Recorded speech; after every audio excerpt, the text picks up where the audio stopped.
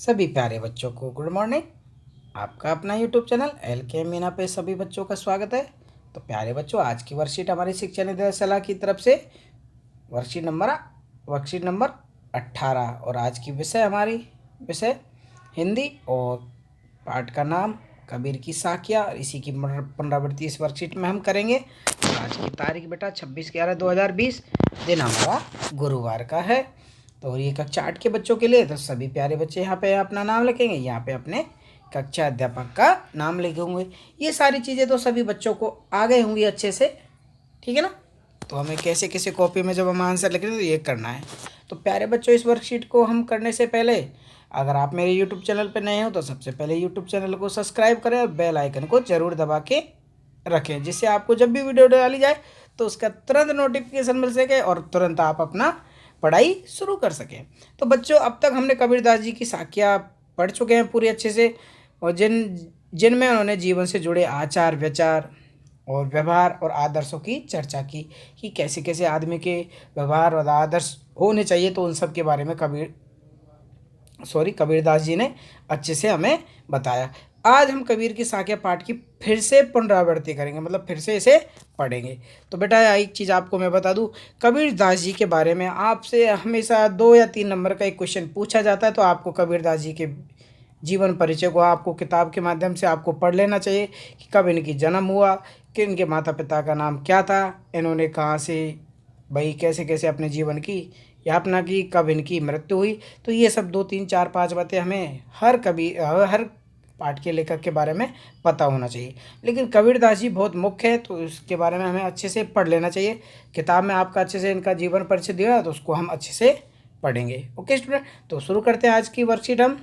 तो ये साखियाँ दी हुई हैं, ठीक है। जाति न पूछो साध की, पूछ लीजिए ज्ञान, मोल करो तरवाल का, पड़ा रहने दो म्यान। देखो कितनी अच्छी बात यहाँ पे कबीरदास जी ने कही है इसे साखी के माध्यम से कि जाति न पूछो सादगी, कि जब कोई साधु होता है तो उससे जाति मत पूछो कि तू मुस्लिम है, कि तू हिंदी है, कि तू सिख है, तू ईसाई है, या तुम किस जाति को। तो उससे जाति ना पूछो, उससे क्या हो भाई, उसके पास जो भी ज्ञान हो वो हमें पूछ लेना चाहिए, जिसके उसके ज्ञान से हमारे भी आचार व्यवहार और आदर्श से हम बदल सकें। मोल करो तलवार का, पड़ा रहने दो म्यान।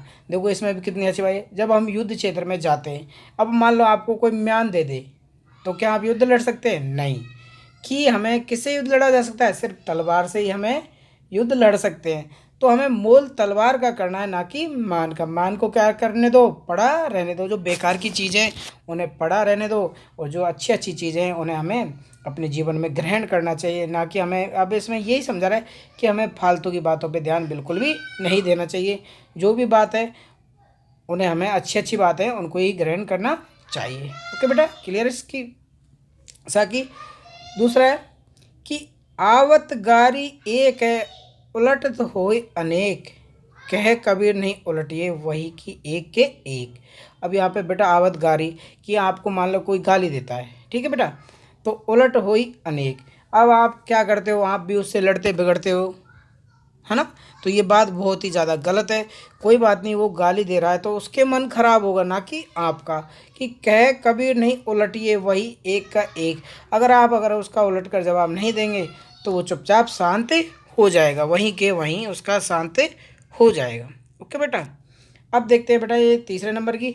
माला तो कर में फिरे, जीवी फिरे मुख माही, और मनवा तो दही दिसी फिरे, यह तो सुमरन नाही। कि हे मानव, वो कबीरदास जी बताना चाह रहा है कि हे मानव, कि हाथ में माला फेरने से क्या होगा, कि जीव फिरे मुख माही, कि जो आपके मुख में जो जीव है वो तो आपकी चारों दिशाओं, या हमारा जो मन है वो जीव के माध्यम से बता रहा है कि हमारा मन तो चारों दिशाओं में घूमता रहता है।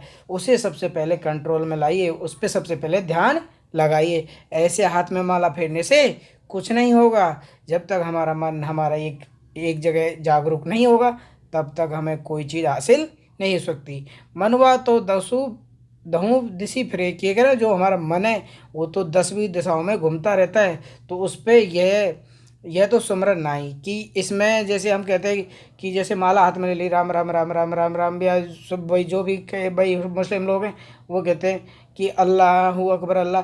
तो ऐसे मन तो हमारा चारों तरफ, अब मन में तो हमारे ये घर की चर्चा चल रही है कि आज वहाँ पार्टी है, आज वहाँ पार्टी है, और भगवान का मन ही मन जाप करते रहते हैं। तो ये सब नहीं, ये सब नहीं, कि जब तक हमारा मन एक जगह नहीं हो हमें भगवान का ध्यान भी नहीं करना चाहिए। ये हमारा कोई भगवान का नाम लेने के सुमरन नहीं कि हमारा मन तो चारों तरफ घूमता रहता है और हम भगवान का नाम लेते रहते हैं। तो सबसे पहले हमें मन को एक जगह करना है, फिर हमें भगवान का नाम लेना है। तो इसमें यही समझा रहा है कि सब हमें अपने मन पे कंट्रोल रखना चाहिए। आगे दुआ है कि कबीर घास ने नींद ये जो पाँव तली होए, उड़ी पड़ी जब आँख में खरीद धुली होए। कि कबीरदास जी कह रहे घास की भी निंदा हमें नहीं करनी चाहिए, तो पाँव तली होए, चाहे हमारे पैरों के तले वो दबती हो।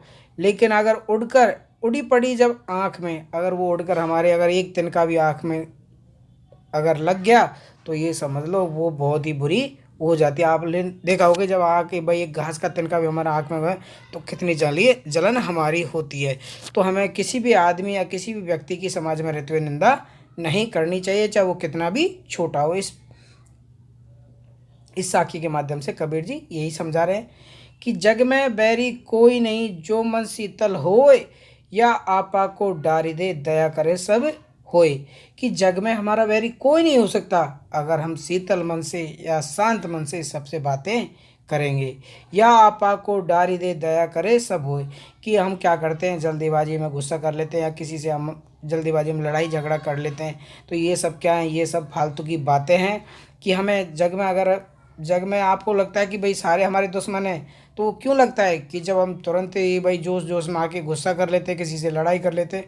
तो यह सब हमें नहीं करना चाहिए। हमारे मन को कैसा रखना चाहिए, बिल्कुल शीतल मतलब शांत रखना चाहिए। और जो भी जीव जंतु है, मानव है, एक दूसरे के प्रति क्या दिखानी चाहिए, दया दिखानी चाहिए। तो आपका सब बेड़ा पार हो जाएगा। ओके बेटा। तो यही कबीरदास जी इन साखियों के माध्यम से यही समझा रहे हैं कि आप जितना हो सके शांत रहिए। और कोई भी साधु भाई साधु संत है तो उससे ज्ञान के बारे में पूछते रहिए। और कोई आपको उल्टा सीधा भला बुरा कह रहा है तो कोई बात नहीं, वो भला बुरा कह रहा है तो उसका उसका जीव खराब होगा, ना कि हमारा। और हमारे मन पे हमें कंट्रोल रखना चाहिए और भगवान का ध्यान अच्छे शांत मन से लगाना हमें चाहिए।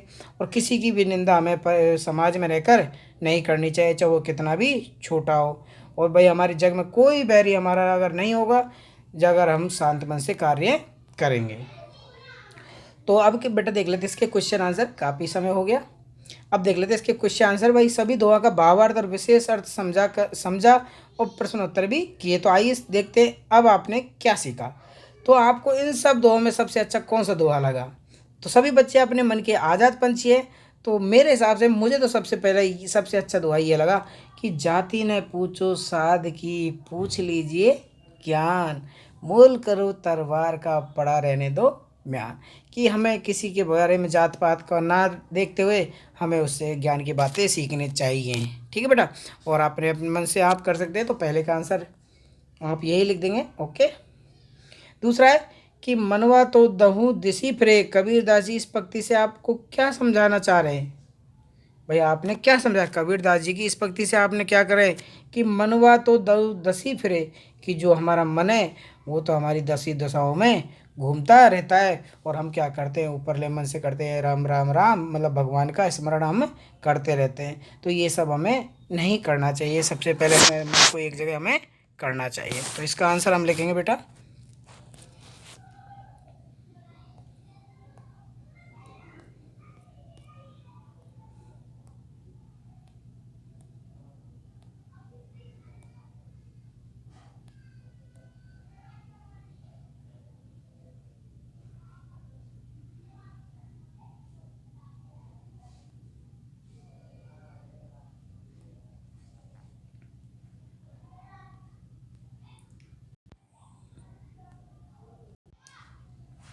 तो दूसरे का आंसर कबीरदास जी कहते हैं कि माला हमारे हाथ में घूमती रहती है और हमारी जीभ हमारे मुख में फिरती रहती है। और हमारा मन दसों दिशाओं में घूमता रहता है, इस प्रकार ये कोई सिमरन नहीं है। मतलब ये इस प्रकार का सिमरन करना कोई सिमरन हमारा नहीं है। ओके स्टूडेंट, तो इस तरह हम दूसरे क्वेश्चन का आंसर लगा। अब देखते हैं तीसरे क्वेश्चन का। तीसरा क्वेश्चन है कि जग में बैरी कोई नहीं है जो मन शीतल होए पद के माध्यम से कबीरदास जी क्या कहना चाह रहे हैं। तो इसका भी आंसर आप कि कबीरदास जी कहना चाहते हैं कि अगर हमारा मन शीतल शांत और स्थिर है तो हमारा इस संसार में कोई बैरी या दुश्मन नहीं होगा, क्योंकि सभी काम अगर हमारे कैसे हो जाएंगे, शांति से हो जाएंगे, और कोई हमारा दुश्मन और कोई हमारा बैरी नहीं होगा। ओके बेटा, तीसरे क्वेश्चन। चौथा क्वेश्चन है कि किसी एक दोहा का अर्थ अपने शब्दों में लिखे। तो आपको बेटा जो भी दोहा अच्छा लगता है इन चारों में से, तो वो आप उसका, इन पांचों में से सॉरी, तो जो भी दुआ आप हैं उनको अपने शब्दों में उसका अर्थ लिखना है। तो ठीक है, सभी प्यारे बच्चे से करें कि गतिविधि है कि इन दोहों को याद करें और गा गा कर अपने अध्यापक को सुनाएं और कबीरदास जी के बारे में और जानकारी एकत्रित करें। अब बेटा देखो, अध्यापक को तो आप सुना ही सकते हैं, और अपने घर में भी आप किसी को यार दोस्त है अपने भाई बहन को सुनाएं तो और भी अच्छा रहेगा। कबीरदास जी के बारे में जानकारी एकत्र कीजिए। तो बेटा आपकी जो किताब है तो उसमें कबीरदास जी के बारे में चर्चा की होगी।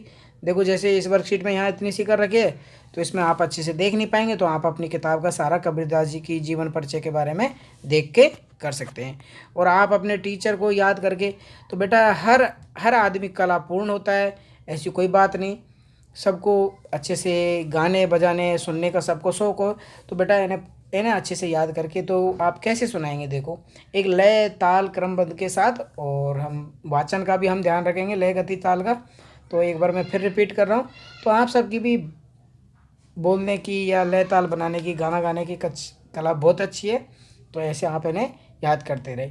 जाति न पूछो सादगी, पूछ लीजिए ज्ञान, मोल करो तरवार का, पड़ा रहने दो म्यान, माला तो कर में फिरे, जीवी फिरे मुख माही, मनवा तो दहु दिसी फिरे, ये सुमरन नाही। ओके बेटा, तो ऐसे लय ताल के कि जग में बैरी कोई नहीं जो मन शीतल होए, या आपा को डारी दे, दया करे सभी कोए। तो ऐसे आप इनको अच्छे से लय और ताल के साथ याद करेंगे और अपने टीचर को सुनाएंगे। तो सभी प्यारे बच्चे से अच्छे से अपनी हिंदी की कॉपी में करेंगे। और सभी बच्चे अपना ध्यान रखें, अपने हाथों को साबुन और पानी से नियमित तौर पे धोते रहें बेटा, क्योंकि कोविड-19 महामारी बहुत तीव्र गति से दिल्ली में फैल रही है। तो सभी बच्चे अपना बहुत अच्छे से ख्याल रखें और ज़रूरत के हिसाब से घर से बाहर निकलें। Thank you, bye bye, take care.